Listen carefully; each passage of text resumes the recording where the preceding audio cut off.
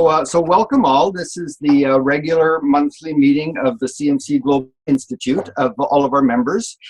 We come together once each month. We know everybody can't join us every month, but it's just a really exciting time for us all to be together, to learn some interesting things, and to share information with each other. So we have a standard format that we use each month. So we start with an update from our chair, who's Tamara. Tamara sends her regrets today. She had a last-minute meeting that she had to travel out of the country for, so she wasn't able to be here. We usually have a board meeting just in advance of this meeting, so we delayed the board for 1 week, but we decided to go ahead with this one, and she asked me to chair the session. So in terms of our agenda today, it's actually quite a special members meeting because the chair of CMC Global is going to be making a presentation to us. I'll be introducing Sorin shortly. And we're going to meet the member Pamela Campagna. So she will be joining us towards the end. And this Meet the Member section of the session is intended to give us an opportunity to meet each other in a more formal way, and to understand how we might be able to collaborate with each other. And then follow that with general discussion. So as long as anyone has any questions or any thoughts or any experiences they want to share, we can do that. We always hold this to a 1 hour format, so we won't go past the 1 hour. And we will ensure that if we don't need that much time, we won't take that much time. So in terms of the update from CMC Global Institute, it's been a very busy time for your institute. As you know, we were formed over 3 years ago to provide services to management consultants in countries where there's not an existing institute. And the process is that we join CMC Global as a provisional member. So we have been a provisional member for the last 3 years, but within the last month, we just went through the assessment to become a full member of CMC Global. So the assessment has taken place. We don't have the formal results yet, but the session went very, very well.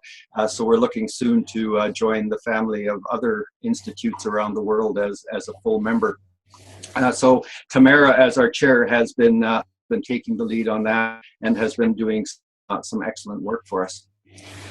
Just before I ask Sorin to take the chair, I wanted to show you this slide of the world, just to give you a sense of who we are and how we work together. So in this map, all of the gold countries are those countries which have a formal institute, which is an organization within its own country and is a member of CMC Global. So the formal name of CMC Global is the Institute of ICMCI. It's a difficult one, and I can't even come up with it right now. The International Council of Management Consulting Institutes, that's what it is. As you can see, those of us that have been around for a long time can't say it. We thought we should come up with something simple. So our brand that we're promoting now is CMC Global. So in other words, we're the global organization for CMCs around the world. But if you see the white space here, all of the white spaces are organizations, are countries where there are no institutes for management consultants. So management consultants in those countries do not have a home institute where they can become members, collaborate with each other, and become certified as management consultants. So the mandate of CMC Global Institute, which is our organization, is to work in those white spaces and bring management consultants together and work together in terms of advancing the profession so that all of us together can do work, but also a full member,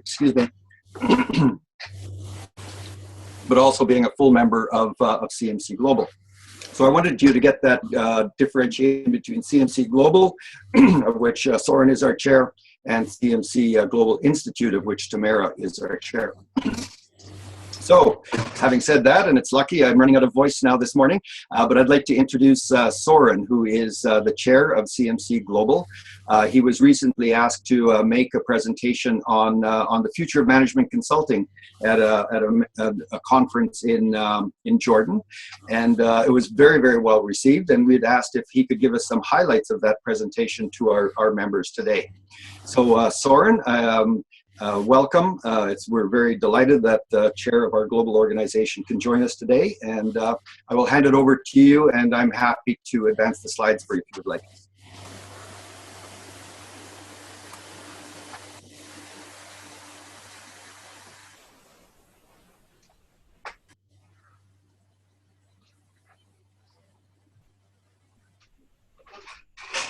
Sorin, we can't hear you if you're attempting to. Now yes, if I'm unmuting, it works much better. Very good, very good. Hello, everybody. I'm really very happy and a little bit emotional in being part of this meeting, because the GI is more or less my child. Or I'm part of those that have established years ago during the breakthrough strategy, which was started in ICMCI, which is the International Council of Management Consulting Institutes, in 2010, after a congress in London in 2009. We said we want to move ourselves from just promoting CMC to be more or less the voice of the profession worldwide. And this gives me the opportunity to say some words about our profession, and especially about its future. Of course, being in this position, I'm board member of ICMCI since most probably 4 plus another 2, nearly 6 years. I'm close to the ICMCI activity since more than 10 years. And when you have the chance to see so many consultants, so many consulting practices, so many markets where the consulting it's happening. Of course, whenever you go, somebody is asking, "Oh, how looks our market against the world? Which is the future of this profession?" and so on. And I'm trying more or less to share with you some of these ideas.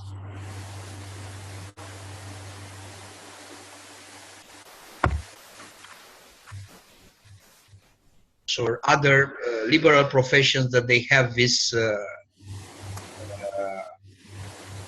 so-called they are regulated, and in the same time they are beneficial of a market which is established by some legal provisions. This is a problem, but from some of us, but in the same time it's an opportunity. What we have to do is very clear, that we have to prove our added value, which is really very complicated. And I started, Dwight was right, so I made this presentation sometimes in Jordan, but the roots of this presentation are a little bit older. So years ago, we started to think what's happening in Greece for the Europeans, and not only for the Europeans. You know very well that Greece has a lot of problems. They passed a very strong crisis, and they, of course, everybody blame all sorts of things. And suddenly they have asked the management consultants, okay, what have you done until now? And what's the next to do for us? And everybody was complaining. It's very clear that we are living a new era. We have a crisis at the end of 2000, the first decade of 2000. And the life has changed, and the life is continuously changing. Sometimes I'm scared about the speed of change. Technology, environment, the challenges, everything are happening very fast. As is written there, I recognize my words. We are not a necessary evil. I'm very sorry for my colleagues and somehow friends, the auditors. I'm coming from a company that has all sort of this kind of things. But they are always mandatory, and they have to be there.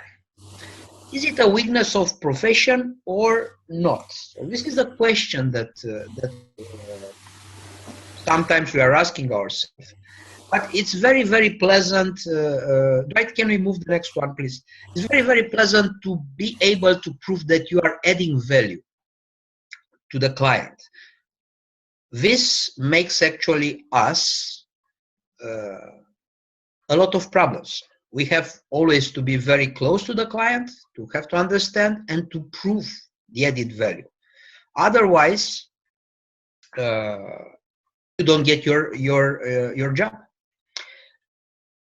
Before the crisis was very simple. The big companies were deploying a lot of stuff at the client. They were asking a lot of things, and the result was the famous jokes with the management consultant, which is taking your watch to tell you how much is the time.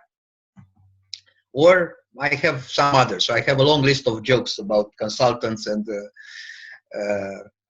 you know that with the sheep and the dogs. So there, it's very, very complicated. And it was our fault.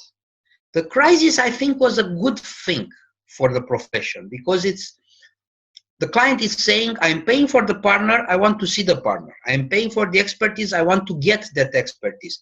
I'm paying for value add, prove me the value add. So we cannot cheat anymore, which is, I think, is good. Maybe you are saying that I'm getting older now, so I'm thinking a little bit for the future, so I have to prove something, and no chance for the youngsters. I think that the youngsters are very, very good, especially those which are developing themselves and are in line with this little bit of a definition. It's not my definition. So expertise, experience, capabilities, ethics, plus continuous education, continuous lifelong professional development, the CPD. This is management consulting. There are a lot of questions how to be, if you can be a management consultant without being a manager for in your life experience. I still believe that is very helpful if you have industry or economic expertise before becoming a consultant. But life pushes us to take people from the school and make them consultants. I think that it's our role to make them becoming real consultants and so on. Dwight, can I press the button? I can. If I'm pressing the script, it doesn't work. No, it doesn't. It's for me to give me a warning. I'll happy to serve you in this way, sir. Now let's move another one, because I don't want to waste the time of our friends. I want to allow them to ask questions and to get eventually some answers from us. But anyway, what we have today, we have a big speed of change. Everything is moving very fast. Not all over the world the same. You are coming, I try to understand the countries. I'm a Romanian, so just to know exactly from where to take me. I was trying to understand from which parts of the earth are you coming. I have some ideas, because of course I'm questioning Dwight and Tamara how it's going, the GI. But there's very clear that this is not happening everywhere the same. But the globalization, even if we don't like it, should prevent us from reinventing the wheel. We have to learn what the others are doing. If you ask me, which is the biggest request of our members, is to create them the opportunity to interconnect worldwide, to get information and to learn very fast. Or if they need to go somewhere, to find somebody that they trust. So coming back to our job, Dwight, let's move a little bit faster. I will tell you when to stop. I don't have this presentation in front of me, but I don't have a problem to talk about it. It's very clear that we have to bring added value. Globalization needs knowledge and understanding of diversity. This is a world of diversity. We have to understand culture. You cannot go and make trade or make investments or in a part of the world without understanding what's there. Reinventing the wheel for sure is not efficient. This comes back to it's a song that I've heard someone, that making mistakes seems to be a learning process. Innovation is a must. What is innovation? It's to think outside the box and understand what the others. I'm afraid that sometimes, especially if you look at the startup, you'll see today it's an explosion. To me, from time to time, those businesses which are full of innovation sometimes are like the pyramid games, because somebody says, this is a great idea, I'm paying 1 million and selling next day with 10 million, and the 10 million is willing to sell it with 30. Somebody is going to lose money out of that, because you cannot recover all the things, and you simply, like a balloon, it's collapsing and is disappearing. But innovation, it's a must. We have to think outside the box. what's happening today. We have a lot of problems with the young generation. We don't understand them very well. Their expectation, how to lead them, how to push them, how to integrate them into a world where the robots are going to fight with men for jobs. It's very clear that we have, and this is not, what's the name of Schwarzenegger, Terminator. It's another kind of fight between these entities. But as I said, life is not always like that. We have to reinvent ourselves. We cannot teach our clients, we cannot advise our clients without understanding what the hell is happening in this world and how it's changed. For that reason, we have to be very close to the change. But always the good thing is that always we need two things: professionalism and ethics. From time to time, I'm asked what it takes to be a good consultant. I said, okay, there are a few things, but there are some basics which are really very, very important. Now, go back. Dwight, what have you done? You got me? It's very clear that communication skills, presentation skills, and influencing skills are those that we really need in order to well perform our profession. For sure, we cannot be just one specialist in a very narrow. This era is disappearing. We need multidisciplinary approach, and we need people working together. And our job is to identify what we need and to make them working. And I think that I have a last slide. Is it another slide, right? This is, I think, it's what we feel now with all this globalization. The local consultant that I have learned about him 25 years ago will disappear in the old format. And it's reinvented in a new shape with at least regional coverage and international culture. You cannot be there if you don't do that. Edge technology will be the normal tool, so we have to be adapted to what's happening. We have to understand, to see the benefits, and eventually to predict the next step. I have a friend which is saying that the stupid guy is always one side of the screen. In other words, the computer is not making mistakes. The one which is telling to the computer what to do is the one that is making mistakes. At least for the next 100 years, another friend of mine from IBM Cognitive told me that the artificial intelligence in the form of Mr. Data from Star Trek will be available only in 100 years. I think that Stephen Hawking said the same. But until that moment, IT is going to do what we want to do. It's not doing by itself. So we have to be there and to explain. So let's summarize. It's challenging, it's demanding, it's rewarding, and it's in the same time, I think that we have more opportunities than threats. I don't like to be really a regulated profession in the sense that like the auditors or like the, okay, give me another profession, insolvency specialists. Medical doctors. Medical, okay, now I'm not getting, that is not a real liberal profession. I'm going to stay with the liberal profession. Even in the Sorin, just before you continue, if everyone could mute their microphones, please. We're getting some interference from somewhere, and it's overrunning you, Sorin. Sorry about that. Please continue. No, I'm saying that we are somehow doctors to the industry. It is very clear that we have to add value and to use the most of our knowledge to do that. Life is wonderful, so I can assure you that meeting.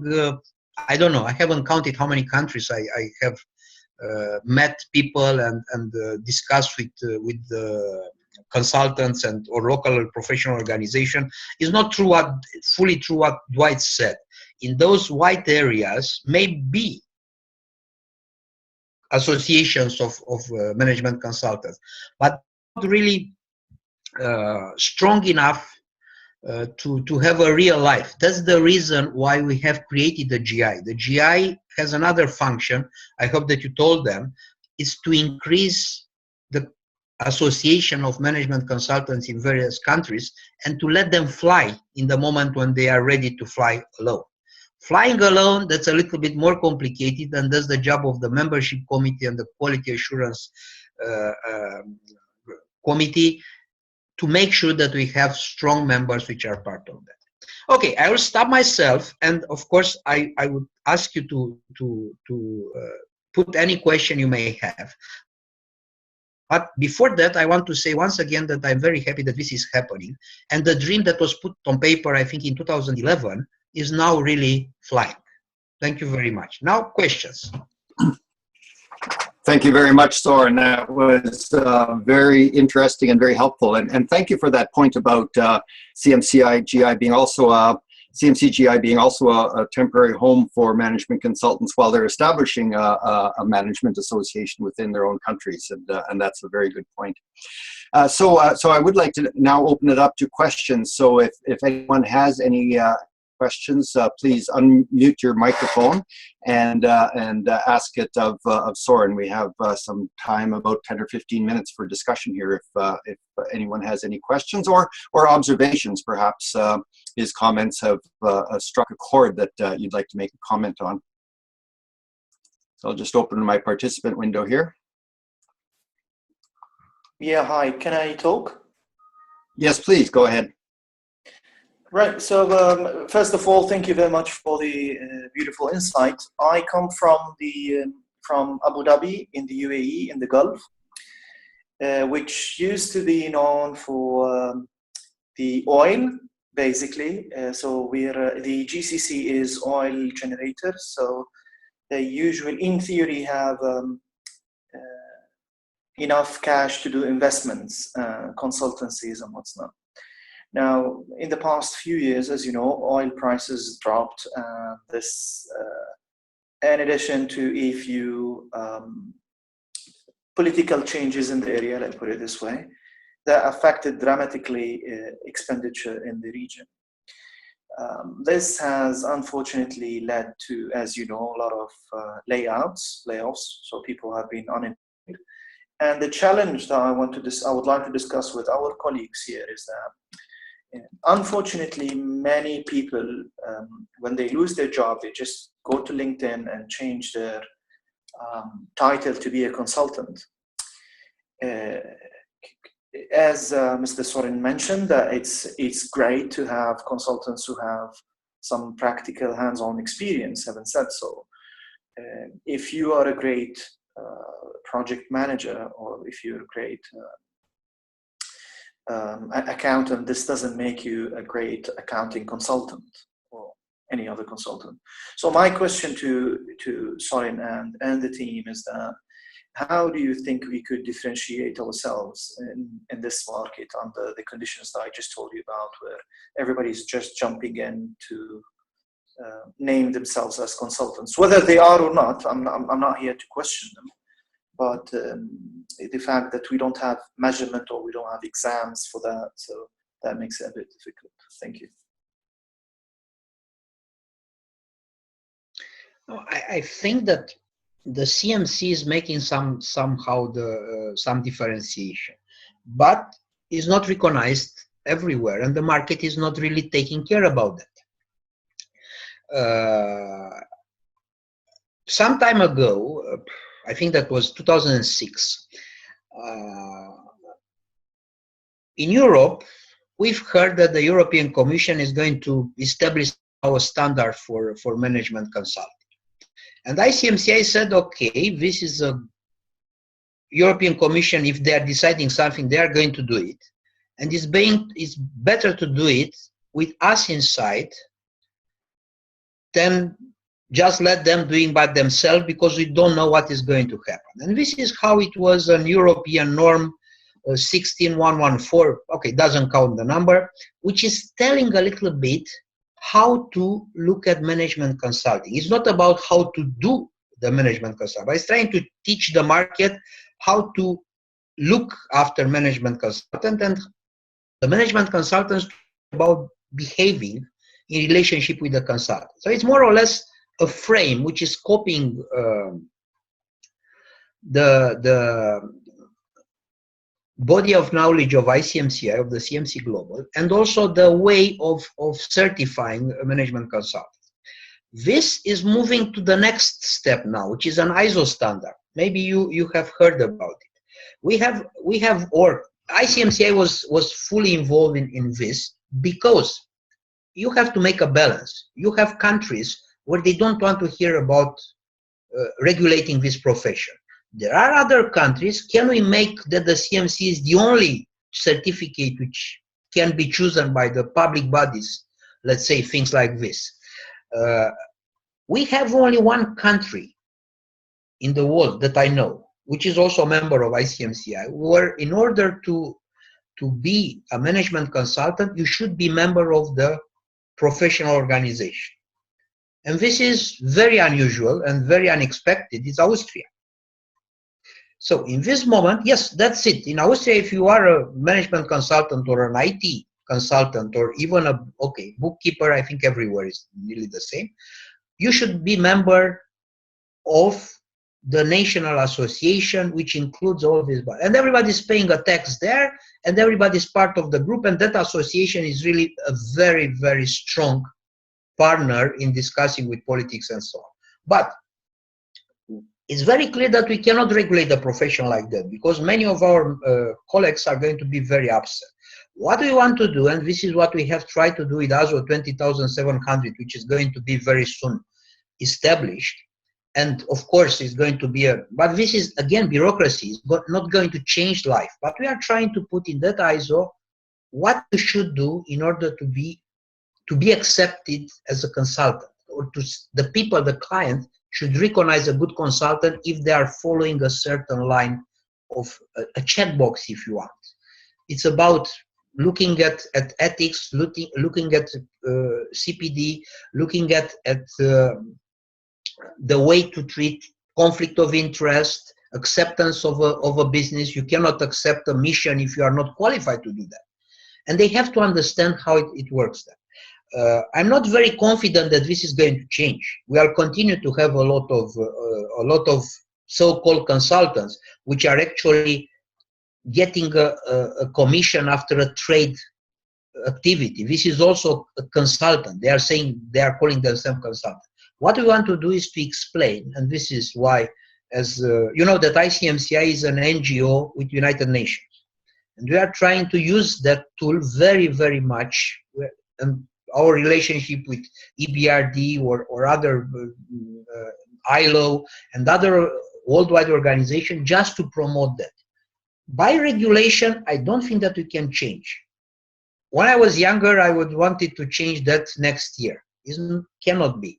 But all the flow is going in this direction, and this is what we are trying to do. I fully agree, and I understand. I have the same frustration from time to time in my markets. I'm not talking here about global, the CMC Global, but I'm telling about the experiences that I have as consultant. I'm still working. I'm not the chair. It's my lobby. It's my hobby. Sorry, it's my way of wasting any extra time that I may have. But the job is still there, and I'm facing the same problems, and I don't have a real solution to your case. Thank you very much, Abdullah, for raising that. Thank you very much, Abdullah and Sorin, for that answer. Are there any other questions or comments of Sorin while we have him here?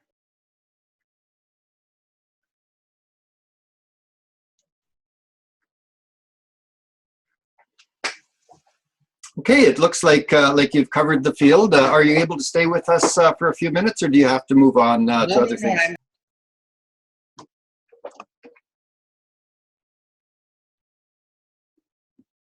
Oh, we've lost your microphone. You just muted yourself. Sorry. No, I'm muted. So I will be here for another 50 minutes. I just want to thank everybody for being so patient with me, and I hope that that we will have the chance to meet also face to face, not only using this technology, which helps. I agree. Thank you. Thank you very much. We're all very appreciative. Thank you very much for your time. That brings us to our second part of our meeting, which will be followed with a general discussion period. And in this part of our meeting, we have discussed discussion. Just wanted to check and make sure my microphone was on. It is. So what we will be doing then is having our Meet the Member. Today it's Pamela Campagna from the United States. Pamela has been involved with CMC-GI from the very early days when we were a working group, and has moved on and is now the chair of our marketing committee. So I would like to introduce Pamela, and she has a few slides which I'm now going to bring up so that we can. Actually, Dwight, I can drive. Dwight, will you drive that? Okay. Yes, okay, very good. I'll drive. It might be easier. Okay, excellent. So welcome. I'll put myself on mute and turn it over to you. Okay. Let's see.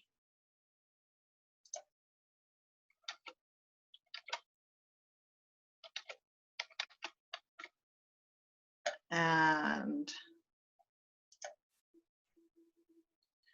okay, Dwight, I think you need to release.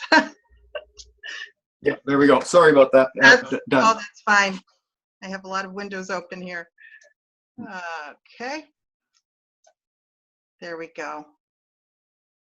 So good morning, good evening, good afternoon, everyone. My name is Pamela Campagna, and what I wanted to do was to just take a few moments and talk a little bit about my consulting practice, and then maybe share some questions. And Abdullah, that was a very insightful question that you had. I'd like to follow up with some additional questions, if I may, with regard to your own consulting practices. Can everyone hear me fine? Yes. No Okay. problem. All right. So I'd like to start just by talking a bit about the evolution of the work that I do, and share with you a couple of specific projects that I've worked on. The work that we do is, and when I say we, I'll explain that in a moment, but Blue Sage Consulting is my firm, and our capabilities span a number of areas. I position the firm as a business strategy and marketing services organization, and we primarily focus on working with companies on developing and refining their business models. And so it could be a more strategic approach all the way down to implementation in a number of areas. So these are some of our core capabilities. And I think to Sorin's point about adding value and being that trusted advisor, that's really something that we strive for. And in my experience over the past almost 20 years now that I've been a professional management consultant, I've found that really resonates with my clients. And I'd like to talk a little bit more about that in a moment. When I say we, the we is starting with myself. I have an MBA from the American University in International Business. And when I went to graduate school many decades ago, international business was relegated to domestic entities. The internet was not where it is today, and globalization was certainly just a vision for most organizations. I have, after spending over a decade or so working with technology-based companies, I decided in 1997 to go out and start my own consulting business. I'm also a professor at the Hult International Business School, and many of you may be familiar with Hult. We have campuses in Boston, London, and Shanghai, and Dubai, and San Francisco, and New York. And I teach there in the postgraduate program as a professor of practice in leadership skills and strategy and management. And one of the interesting developments, I guess, in my career has been the ability to take the work that I do in the field and bring it into the classroom. And when we talk, as Sorin mentioned, talk about the future of consulting, I'm working with a lot of 20 and 30-year-olds who are indeed looking at how can they make an impact in the world via consulting. And so for me, it's personally as well as professionally gratifying. In addition, I've worked a lot on building relationships globally and also attempting to differentiate my firm, Blue Sage. As Dwight mentioned, I've been involved since the beginning. I think it was 2014 when I started with CMC-GI, and very, very pleased to continue to support the efforts of the Institute. And I have also worked on certifying my organization as a woman-owned business, primarily in the US market, but also expanding it globally. So these are just a couple of the certifications on the US federal level as well as the state level. And what the certification allows me to do is to have an entry point to large government-based contracts, but also to use those as a way of leveraging back into the private sector. And I think maybe at this point, well, I'll keep going, and then I'd like to, I'm very curious if anyone else has used certification in addition to CMC as a way to promote their business, but I'll hold that till the end since I cannot see Zoom while I am in the slideshow view. So that's a bit of my background. I work with several associates. My company is set up as a corporation, and I partner with a lot of individuals and smaller boutique consulting firms to deliver projects. So if we're looking for a subject matter expert in Lean Six Sigma or something that is very unique to an industry, then I have a wide network globally, and being able to partner and bring a variety of deep skill to a client is very, very important. These are some of the clients that I've worked with over the past 20 years or so. You see that they span a number of industries and almost exclusively business to business as opposed to business to consumer. And the types of engagements I mentioned at the beginning, there are a variety of capabilities that we bring to play, but it seems as though we either start with strategy work and then move through implementation, and there's typically an element of developing resources. And most likely those resources are the human resources in an organization. And I'm going to show you some examples of a few engagements that we've done. Optimizing the business, that's usually the quantifiable data and metrics, and related to that, there's always an aspect of optimizing processes, whether it's the process of prospecting for new clients or treating internal communications for a product enhancement. So these are the primary areas in which I work. Most of the work that we do is custom as opposed to off the shelf. I thought I'd just share some images here. This is a session that we did with a global organization. This is a road mapping tool that we've developed to help them with their strategic planning. And so again, being able to add value and being able to serve as a trusted advisor in a number of ways. Pam, can I interrupt? Sorry, I'm just getting a couple of texts up here. I thought it was me, but apparently we're not getting the video, the screen shot of your PowerPoint. Oh goodness, you're kidding. Okay. Let's see. Let me try it again. Okay. Have you not seen it at all? No, I'm getting a lot of head shakes here. Okay. Oh, there we go. There we go. Oh boy. All right. Should I start from the beginning?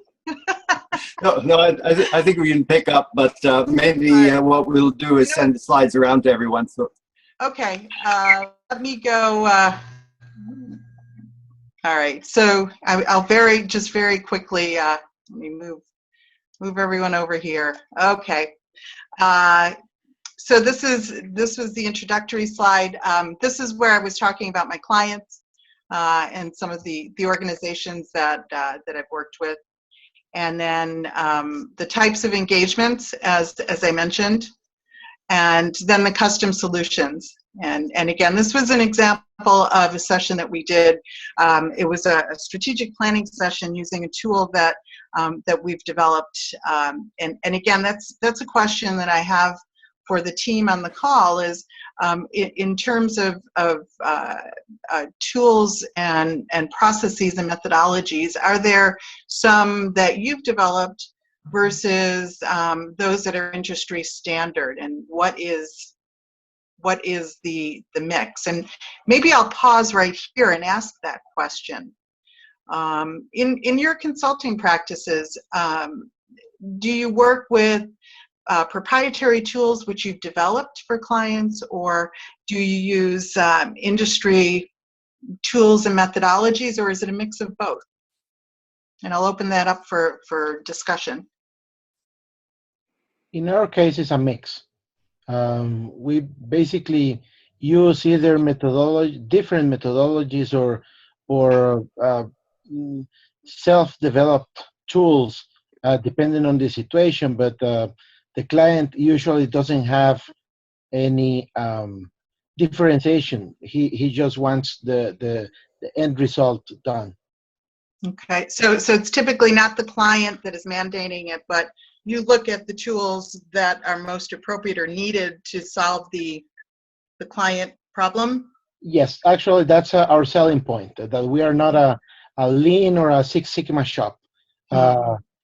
Because if you have a hammer, you don't fix everything by nailing things.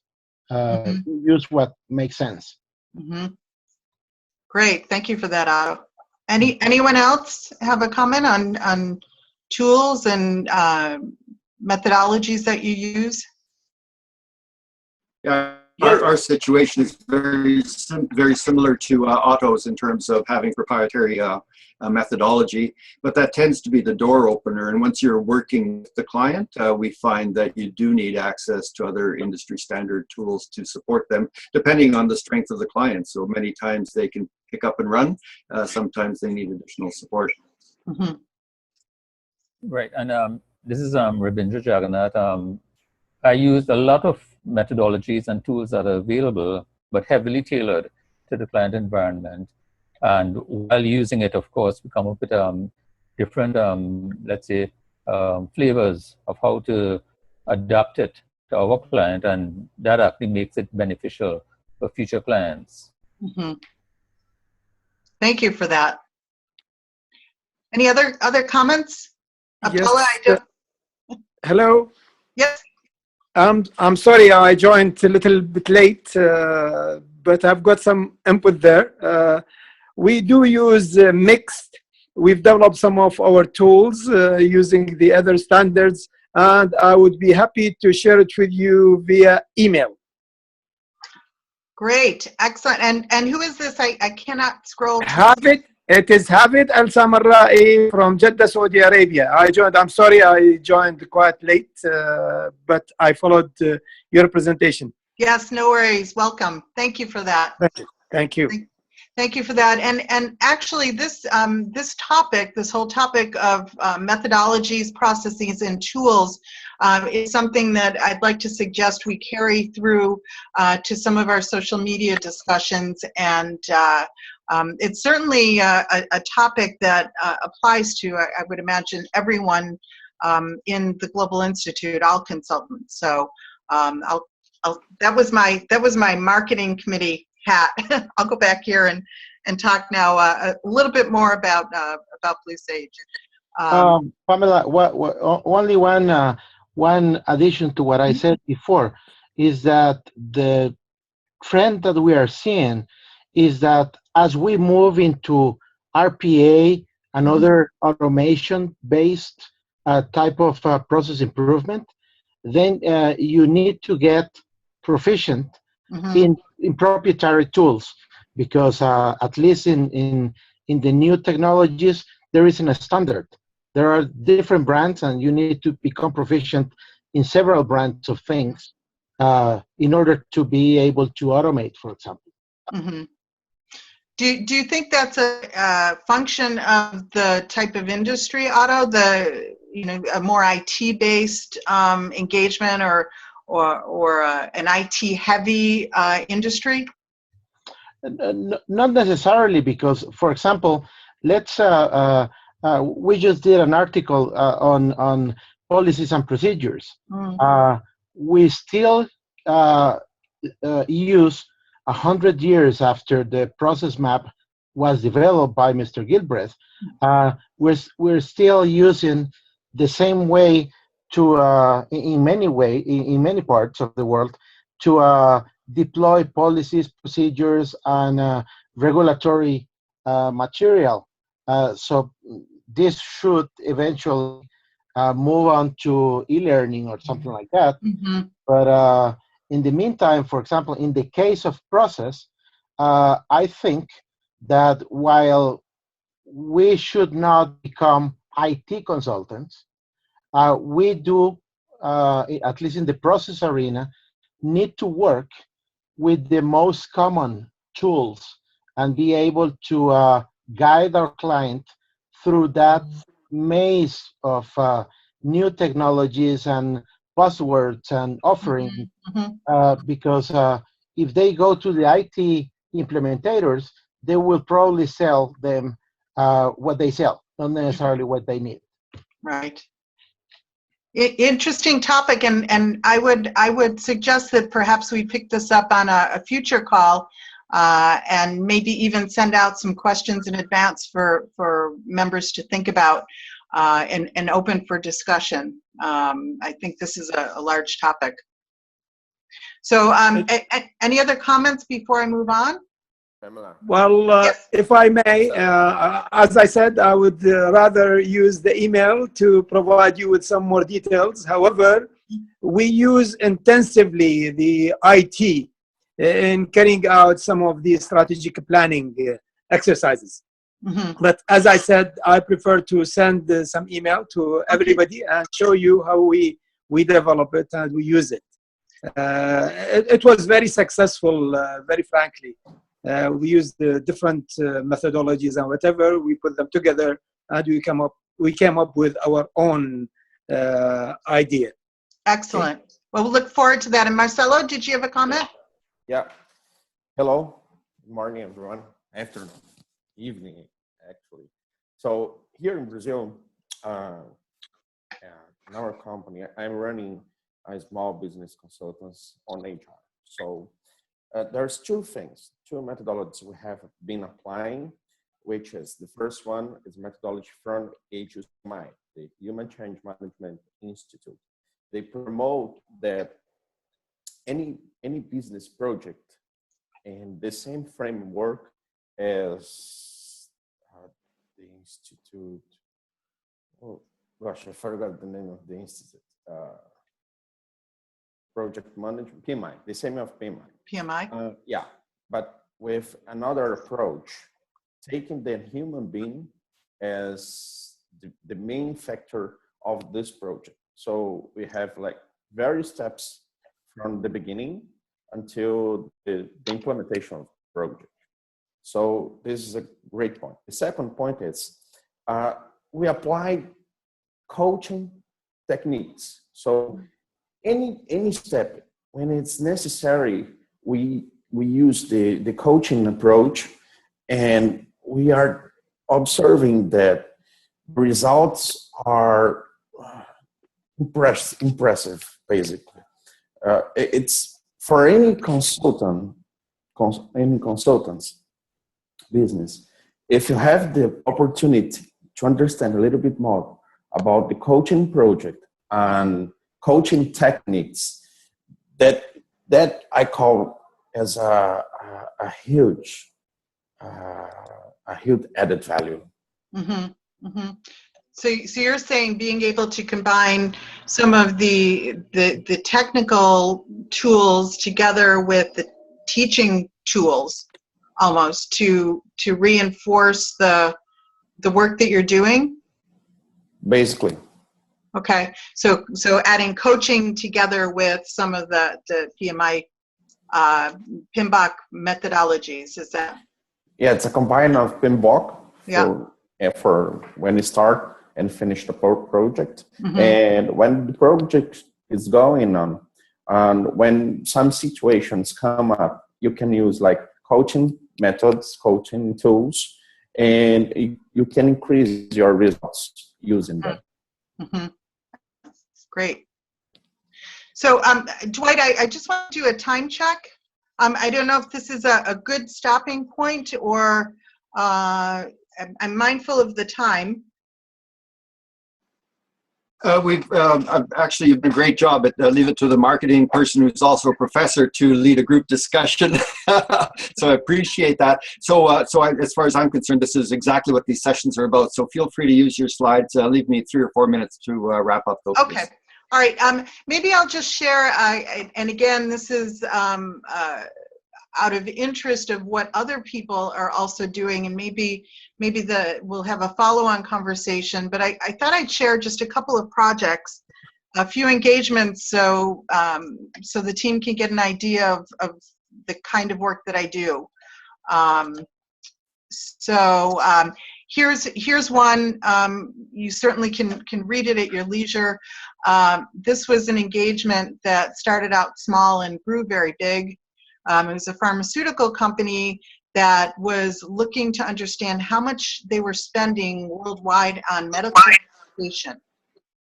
And in this particular project, I worked with a global team. There were regional regulatory implications of the work that we were doing. It turns out that the company was in play and wound up being sold within 2 months of the finishing of the project.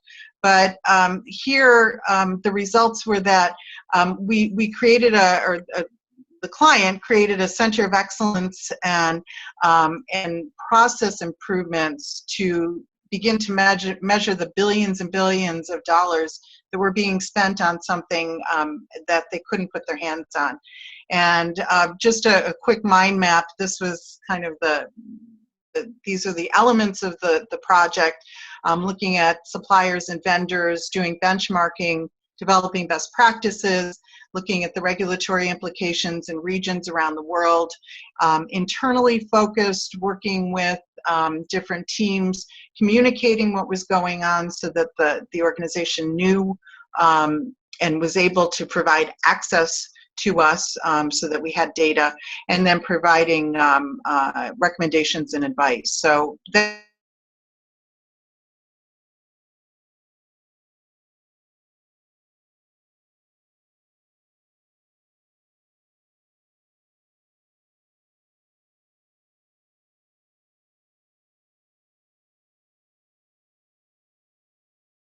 a new line of business into vertical markets, and this was more of a strategy development and product line extension, supported by sales consulting, marketing consulting, and materials.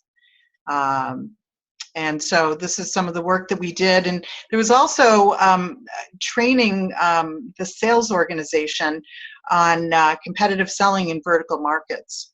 So second initiative here. This organization was a multi-billion-dollar telecommunications company. They had aggregated 25 other companies, primarily in the US, and they were looking for ways to really build out the competency framework for their managers and leaders. And this is a multi-year initiative. It's still ongoing, and really helping to pinpoint some of the inadequacies in the workforce during a time of huge change. And happy to say it's still an ongoing client, and they're about to be acquired in the next 2 months. So again, looking at process improvement, looking at change management, and then taking that to competency and skills development, and being able to do that consistently in a trusted fashion within the client. So that's another project. So on that note, there was a very quick summary of the work that I do, and perhaps on another call, I'd also like to maybe have a discussion about how you differentiate the work that you do in the marketplace. I don't think we have time for that right now, but I'll plant the seed, and hopefully we'll be able to get to that topic at a future point. So Dwight, back to you. Thank you very much. Thank you. That does bring us to the end of our hour. It's been to me an exhilarating hour. I love the opportunity to meet with my colleagues from around the world. At CMC-GI, if you think about it, we have members on every continent except one, and the one is Antarctica, and we don't have ambitions to be there. So where else can we have this opportunity to touch bases with people around the world and get a really good understanding of the markets in different parts of the world, but also as fellow management consultants that really care about the profession and helping our clients, how we approach things differently and can learn from each other. So it's just a great opportunity. So thank you to all of you that have come on board. That's excellent participation today. Pam, if you would like, I will send your slides around to all the participants so that they can look at them in leisure. Okay. And Dr. Hefton, if you also would send yours to me, then I will make sure that I move them on to everyone else that participated today so that they can have them to look at your additional information. We would appreciate that. This will also be posted on YouTube within the coming days, so it does give an opportunity for all of our members, whether they were available or not today, to participate in this, although in observing capacity only. So that does bring the session to an end, and we're right at the top of the hour. So thank you all again for your participation. Any ideas such as yours today, Pam, for future discussion topics are most appreciated, and we'd use the same format where we would have a guest who would introduce the topic, and then we can move into discussion and then go on to meet one or two of our fellow members. So thank you all, and have a very good rest of your day, whatever time zone you're in. Bye. Thank you. Yeah. Bye-bye. Bye-bye. Okay, thank you very much. Bye. Thank you. Thank you.